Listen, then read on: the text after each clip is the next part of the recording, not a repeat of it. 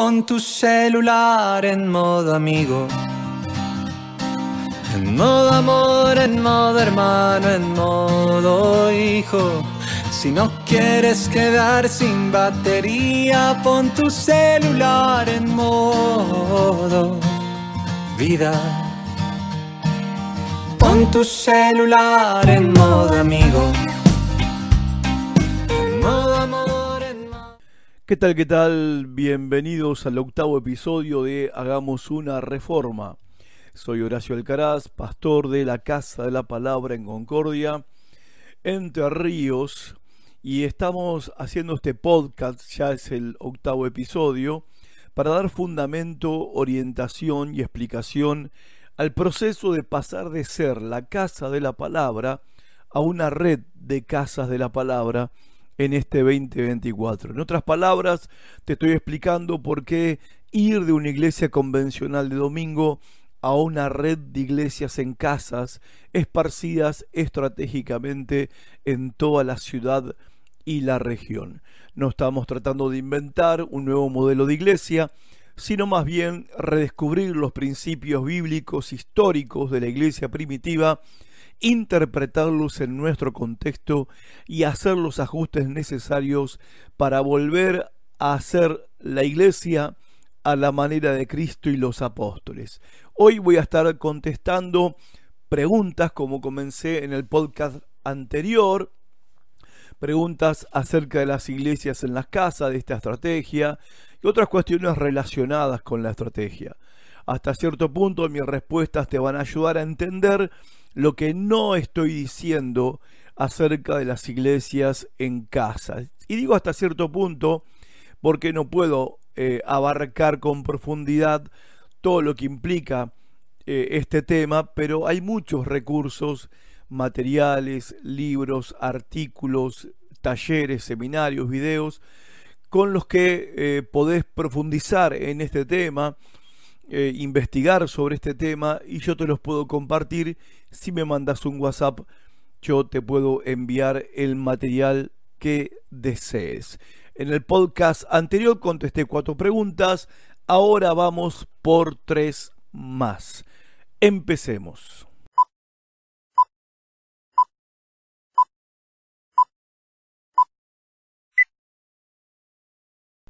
Arrancamos con la 5ª pregunta. Horacio, ¿por qué hacer del tamaño del grupo de personas que se congregan un problema?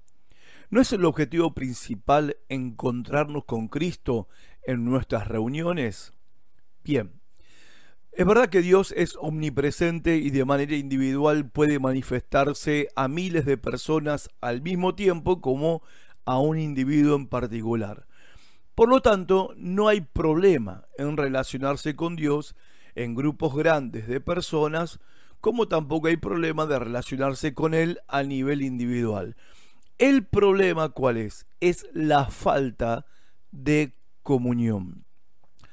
No debemos olvidar cuál es el objetivo de la reunión según la Biblia, según lo que nos enseñan los apóstoles. En Romanos 14:19 dice: así que sigamos lo que contribuye a la paz y a la mutua edificación. Romanos 15:2, cada uno de nosotros agrade a su prójimo en lo que es bueno. ¿Para qué? Para edificación. Primera de Corintios 14:3, pero el que profetiza habla a los hombres para edificación, exhortación y consolación. Primera de Corintios 14:5, así que quisiera que todos vosotros hablaseis en lenguas, dice Pablo, pero más que profetizaseis o que profeticen, porque mayor es el que profetiza que el que habla en lenguas, a no ser que las interprete para que la iglesia reciba edificación. Primera de Corintios 14:2, así también ustedes, pues que anhelan dones espirituales, procuren abundar en ellos para edificación de la iglesia. Primera de Corintios 14:26, ¿qué hay pues, hermanos? Cuando se reúnen, cada uno de ustedes tiene salmo, tiene doctrina, cada uno tiene lengua, tiene revelación, tiene interpretación, hágase todo para edificación. Y Efesios 4:29 dice: eviten toda conversación obscena, por el contrario, que sus palabras contribuyan a la necesaria edificación y sean de bendición para quienes escuchan. El objetivo de la reunión de los creyentes, en su reunión de adoración, nosotros le llamamos el culto, es la mutua edificación. Es la edificación de unos a otros. El objetivo del culto no es simplemente tener una experiencia espiritual agradable. El objetivo del culto no es que yo vaya para ser edificado. Esa es la mitad del objetivo. La otra mitad del objetivo es que vos, a través de tus dones y tu ministerio, edifiques a otros. Ahora, eso no se puede hacer en un lugar donde hay 50, 60, 100 personas. No se puede, es impracticable, porque lo que vemos en las reuniones comunes y normales de los domingos son 5 personas, a lo sumo 6, quizás más, que desde una plataforma intentan edificar al resto de toda la congregación. Y eso no es una edificación mutua, porque en la edificación mutua, como instruye Pablo, cada uno tiene algo para compartir con los hermanos, para edificar a los hermanos. Bueno, todos estos textos nos hablan de lo que debería suceder cuando los cristianos nos reunimos a adorar a Dios y escuchar su palabra. Debe haber mutua edificación. Debemos edificarnos unos a otros a través de los dones y ministerios que Dios repartió a cada uno. Ahora, ¿cómo podemos hacer eso si somos 100 o si somos 1000 en un salón, en un templo o como quieras llamarlo? Entonces, la naturaleza de la comunión limita el tamaño del grupo. Y Jesús lo ejemplificó con un grupo de 12 hombres, de 12 personas. Y la iglesia primitiva practicó esta comunión en reuniones en ámbitos familiares y de mayor intimidad, como son las casas, porque ellos entendían cuál era el objetivo de la reunión. En otras palabras, iglesias más pequeñas producen más edificación. Entonces, sí es un asunto que hay que resolver, la cuestión de la cantidad de personas que hay en una reunión, porque no tenemos que olvidar cuál es el objetivo de la reunión: la edificación mutua. Y para eso tiene que haber comunión. Reunirte en un lugar donde entras, te saludan, te sentás, le mirás la nuca a todo lo que están adelante tuyo, cantás con los que cantan adelante, ponés tus ofrendas y tus diezmos, escuchás un mensaje y te vas. ¿Dónde está la comunión en eso? ¿Dónde está la mutua edificación en eso? Seguimos.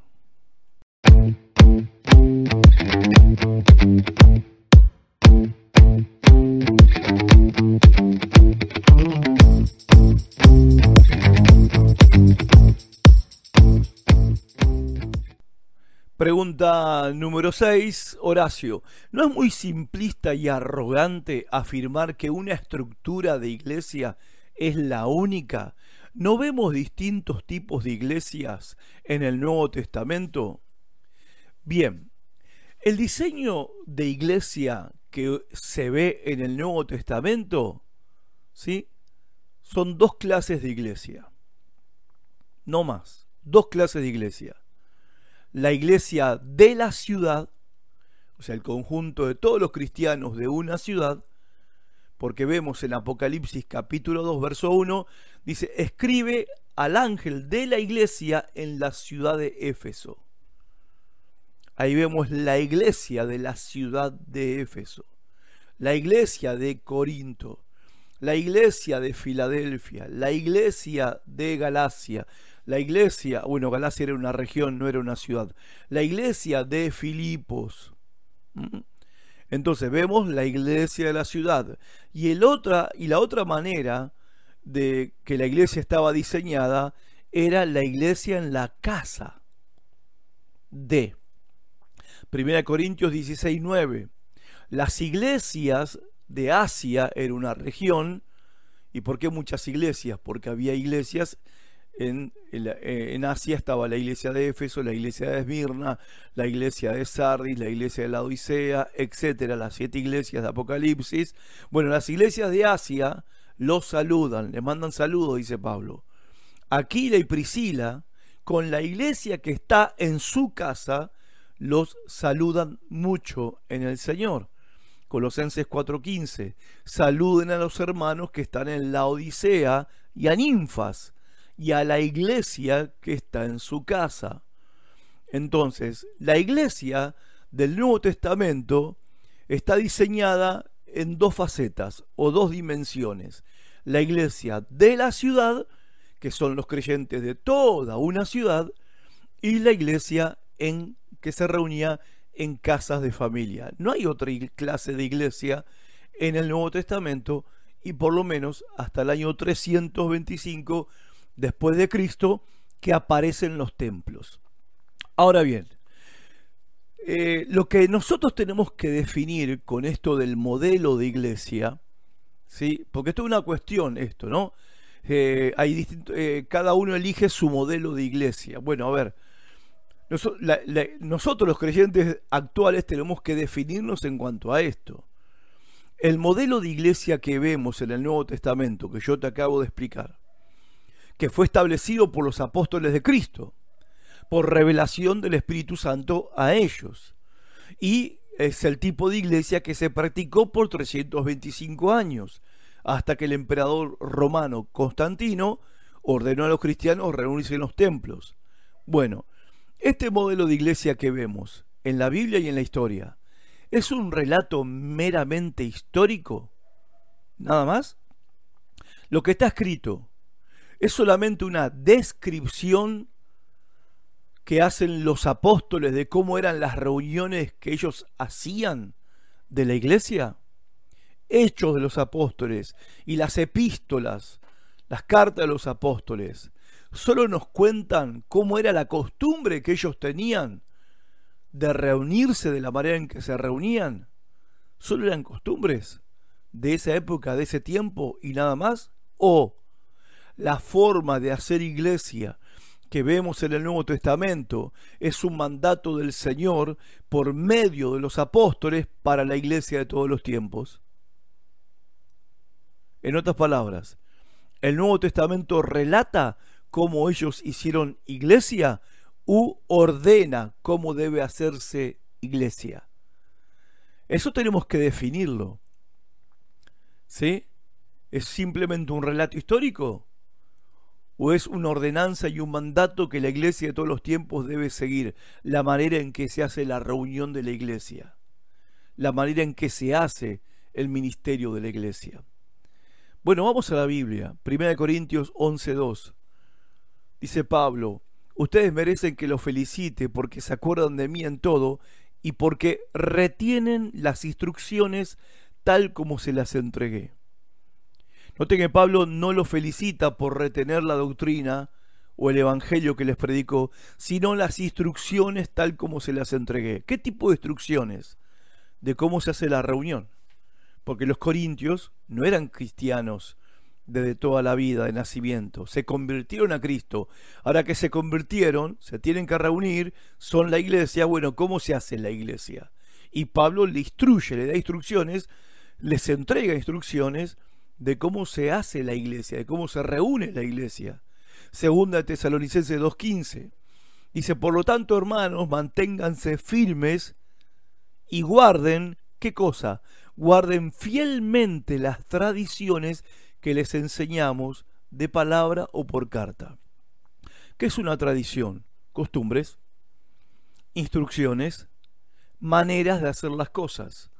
Pablo dice que guarden fielmente la manera en que Pablo les enseñó a hacer las cosas, ya sea hablando con ellos cara a cara o que les mandó una carta para explicarles, porque los tesalonicenses eran paganos, se convierten a Cristo. ¿Y ahora qué hacemos? ¿Cómo se adora a Cristo? ¿Cómo se adora a Dios? ¿Cómo es una reunión de la iglesia? Pablo les entregó las tradiciones apostólicas. Filipenses 4:9. Fíjense, ya estamos hablando de 3 ciudades: Corinto, Tesalónica y Filipos. Filipenses 4:9. Pongan en práctica todo lo que han aprendido y recibido y oído de mí, todo lo que me han visto hacer, y el Dios de paz estará con ustedes. Pablo no se refiere solamente a lo que enseñó a través de predicar y enseñar, sino también Pablo se refiere a lo que ellos vieron cómo él hacía las reuniones, porque Pablo fue el primero que les enseñó cómo se hacían las reuniones de la iglesia. Cuando se reúne la iglesia, cómo es, qué hay que hacer, cómo se hace iglesia. Y Pablo dice que lo pongan en práctica todo lo que ellos aprendieron, recibieron, oyeron y todo lo que vieron hacer a Pablo. A ver, pueden cambiar y han cambiado los estilos de música en la iglesia, la forma de vestirnos en la iglesia, el horario en que se hacen las reuniones de la iglesia, etc. Pero la dinámica de la reunión de la iglesia en grupos más pequeños para practicar la mutua edificación es claramente la estrategia que Cristo les reveló a los apóstoles, y ellos transmitieron esas instrucciones a todas las iglesias que plantaron. Estoy diciendo, Horacio, vos estás diciendo, me preguntarás, ¿estás diciendo que todas las iglesias hacían las reuniones igual? Bueno, no lo digo yo, mirá lo que dice la Biblia. 1 Corintios 7:17. Pero cada uno como el Señor le repartió y como Dios llamó a cada uno, así haga. Esto ordeno en todas las iglesias. 1 Corintios 11:16. Con todo eso, si alguno quiere ser contencioso, nosotros no tenemos tal costumbre, ni las iglesias de Dios. 1 Corintios 14:33. Pues Dios no es Dios de confusión, sino de paz, como en todas las iglesias de los santos. 1 Corintios 16:1. En cuanto a la ofrenda para los santos, haced vosotros también de la manera que ordené en las iglesias de Galacia. 1 Tesalonicenses 2:14. Porque vosotros, hermanos, vinisteis a ser imitadores de las iglesias de Dios en Cristo Jesús que están en Judea. 1 Corintios 14:36 al 37. ¿Acaso la palabra de Dios ha salido de ustedes? ¿O ustedes son los únicos que la han recibido? Esta pregunta, reproche, una pregunta retórica, esconde un reproche de Pablo, porque los corintios estaban haciendo las cosas medio a su manera en las reuniones. Si vos lees 1 Corintios capítulo 11, del verso 23 en adelante, habían convertido la cena del Señor en una comilona donde comían y se emborrachaban. Habían convertido los dones del Espíritu en una especie de caos místico o de circo espiritual. Las reuniones estaban un poquito descontroladas en Corinto, y Pablo le dice a ellos: ¿qué onda con ustedes?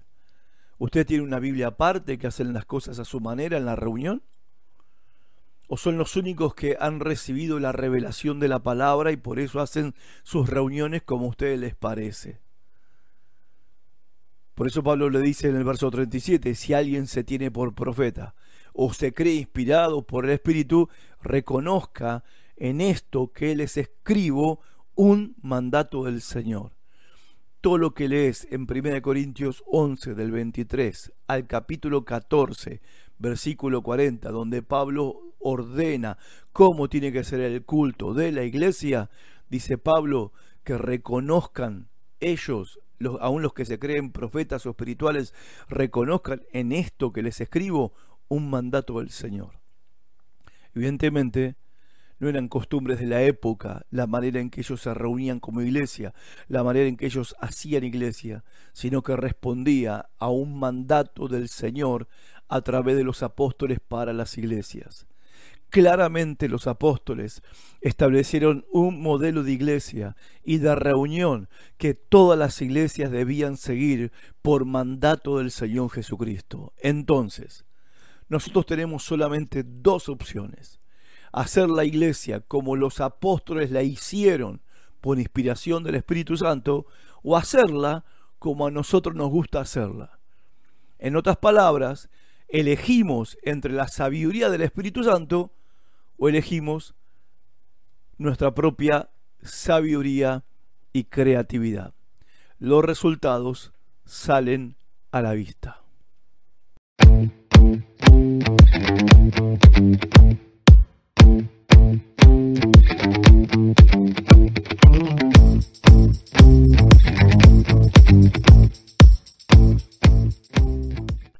Y vamos con la última pregunta por hoy. Por supuesto que estoy abierto a que me mandes tus preguntas personales y las puedo contestar personalmente por un audio de WhatsApp o también haciendo un podcast para que todos aprovechen y se edifiquen con la respuesta, que son en realidad enseñanzas que estoy compartiendo de lo que dice la palabra de Dios. Séptima pregunta y la última, pero Horacio, ¿no es acaso la manera de reunirse de ellos en ese tiempo una costumbre que ellos practicaban? ¿Por qué ahora tiene que ser igual? Bueno, algo respondí en la pregunta anterior, pero esta pregunta voy a dejar que la respondan los que han estudiado el tema con mucha mayor profundidad que yo. Empiezo. Voy a citar a J.L. Dag. Él es un teólogo bautista del sur, profesor de teología y presidente de la Universidad Mercer. Él escribe diciendo: los apóstoles nos han enseñado con el ejemplo cómo organizar y gobernar las iglesias. No tenemos ningún derecho a rechazar sus instrucciones. En lugar de elegir caminar por un camino que nosotros mismos hemos ideado, deberíamos sentir el placer de caminar tras las huellas de aquellos hombres santos de quienes hemos recibido la palabra de vida. El respeto por el Espíritu Santo, por el cual fueron guiados, debería inducirnos a preferir sus modos de organización y sus modos de gobierno de la iglesia a los que nuestra propia sabiduría inferior podría sugerir. ¡Wow!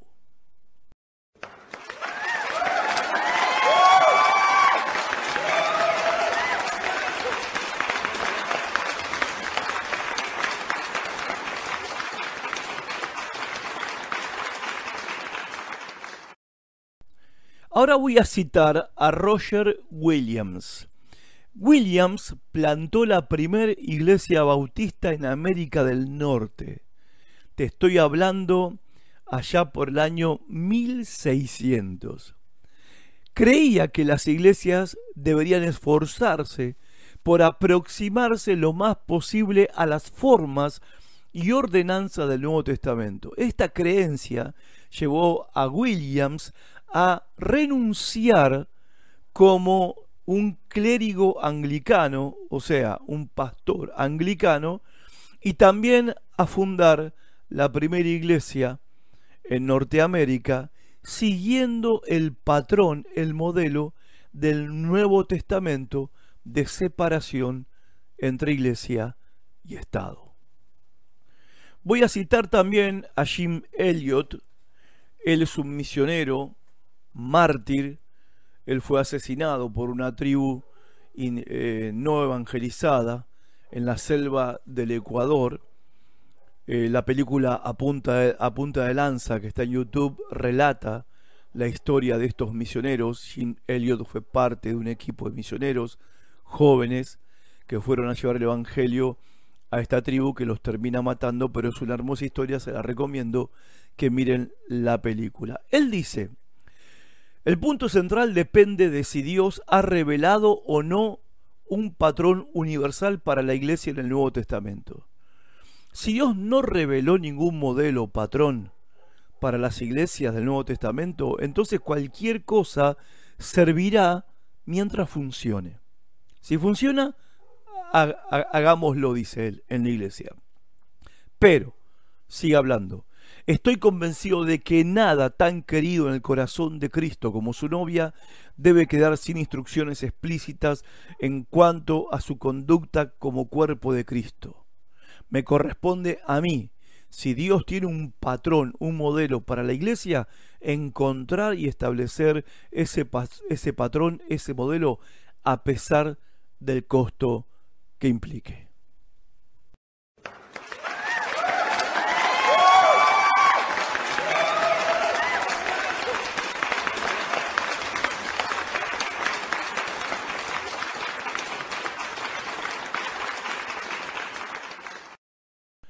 Voy a citar ahora a Watchman Nee, plantador de iglesias chino.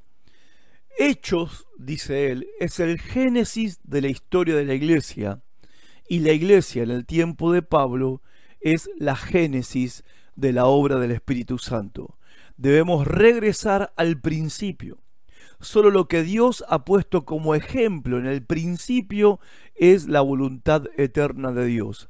Es el estándar divino y nuestro patrón para todos los tiempos. Dios ha revelado su voluntad, no solo al dar órdenes, sino al hacer que se hagan ciertas cosas en su iglesia para que en las edades, tiempos venideros, otros puedan simplemente mirar el modelo del Nuevo Testamento y así conocer la voluntad de Dios de cómo hacer iglesia.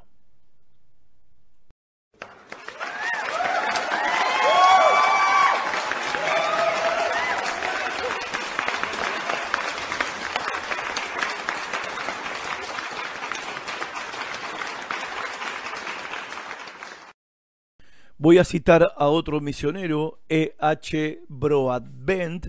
Él fue un misionero encubierto, o sea, a escondidas. Él escribió estas palabras: los acontecimientos de la historia de las iglesias en el tiempo de los apóstoles han sido seleccionados y registrados en el libro de los Hechos de tal manera que proporcionen un patrón permanente para las iglesias.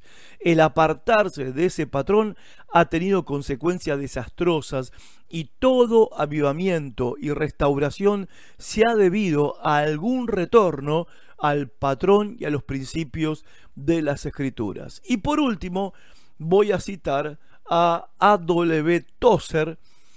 Él dice: la tentación de introducir cosas nuevas en la obra de Dios siempre ha sido demasiado fuerte para que algunas personas la resistan. La iglesia ha sufrido daños incalculables a manos de personas bien intencionadas pero equivocadas, que han sentido que saben más acerca de cómo dirigir la obra de Dios que Cristo y sus apóstoles. Un sólido tren de vagones no bastaría para transportar el camión religioso que se ha puesto al servicio de la iglesia con la esperanza de mejorar el modelo original de la iglesia. Estas cosas han sido, todas y cada una, grandes obstáculos para el progreso de la verdad y han alterado de tal manera la estructura divinamente planeada que por los apóstoles, que si los apóstoles, regresaran a la tierra hoy en día, difícilmente reconocerían la cosa deforme que ha resultado. Y Wolfgang Simpson, una frase, solo un renglón. Él dice: la iglesia como la conocemos está estorbando a la iglesia como Dios la quiere.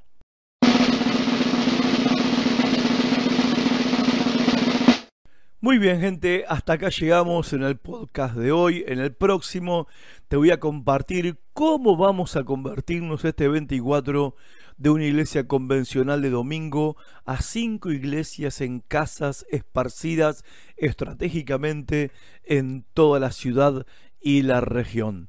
Así que nos volveremos a escuchar. Dios te bendiga un montón. Chau. Iglesia, despierta, ya llegó el momento de tu redención. Yo quiero una iglesia. Se me olvidaba una cosita más. Yo entiendo que muchas de estas verdades provoquen diferentes reacciones y algunas que no sean muy cómodas, amigables, algunos se sientan confundidos, otros enojados, otros ofendidos, otros saltan de alegría. En fin, mi consejo es el siguiente. Sobre todo esto que estás aprendiendo, deberías hacer lo que deberías hacer con todo lo que escuchás de alguien más que te predica o que te enseña o te canta una canción. Hablar con el Señor y preguntarle a Él si esto viene de Él o no viene de Él. Él ha prometido guiar a su pueblo. Jesús dijo: mis ovejas oyen su voz, oyen mi voz y me siguen. El Señor dijo en el Salmo 32: yo te daré entendimiento y te enseñaré el camino por el que tenés que andar. La Biblia habla de Jesús como el gran pastor, el buen pastor y el gran pastor de las ovejas que guía a su pueblo. Yo no tengo ningún problema, ni menos temor, de que cada uno de ustedes hablen con Dios sobre este asunto y consulten con Él y le pregunten si esto viene de su parte o no viene de su parte. Que en otras palabras es como preguntarle al Señor si yo, Horacio Alcaraz, estoy equivocado en esto o no. Deberías preguntárselo al Señor, y una vez que Dios te hable en tu corazón y a través de su palabra, obedezcas lo que el Señor te marque.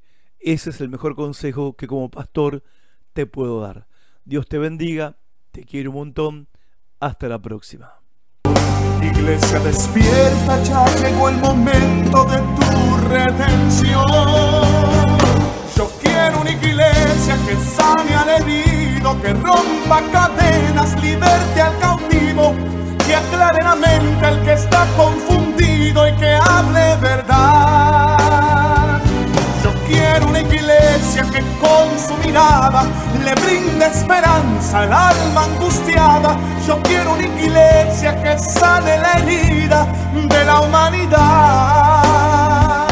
Yo quiero un rebaño donde mis ovejas se sientan seguras y llenas de paz, donde mi palabra sea su alimento. Allí quiero morar.